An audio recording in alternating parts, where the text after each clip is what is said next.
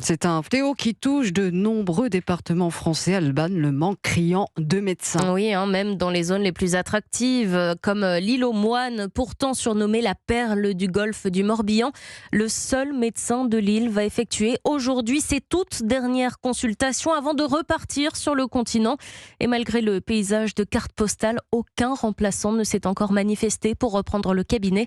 Le reportage du correspondant d'Europe 1, Charles Guyard. C'est un paradis sur Terre. Vivre sur l'île aux Moines a tout du rêve, en effet. Mais y être médecin, c'est une autre histoire. Car ici, l'exercice se fait à temps plein, au sens strict du terme. Voilà pourquoi Philippe Le Bérigot peine à trouver un successeur à celle qui ce soir va ranger définitivement son stéthoscope, alors que le maire met gracieusement à disposition un cabinet tout équipé, une voiture et même un logement. Le frein le plus important, c'est celui des astreintes, qui constitue un complément de revenus intéressant, mais en contrepartie, qui contraint les médecins à être sur l'île 24 heures sur 24, 365 jours par an. Nous souffrons de cette rupture de la continuité territoriale. Une rupture certes comblée en seulement 5 minutes de bateau, mais pour les quelques 600 habitants dont la moyenne d'âge dépasse les 60 ans, se faire soigner va devenir un vrai défi, comme le craint Véronique. Le bateau, il a toutes les demi-heures. Mais une fois que vous êtes à Port-Blanc, il faut aller à Vannes, à Auray, trouver le médecin. Mais les gens qui ont 90 ans sans voiture, ils font comment? C'est là le problème. Un problème qui, pendant la saison haute, risque de s'amplifier singulièrement, la population de l'île étant alors multipliée par 10. Charles Guyard.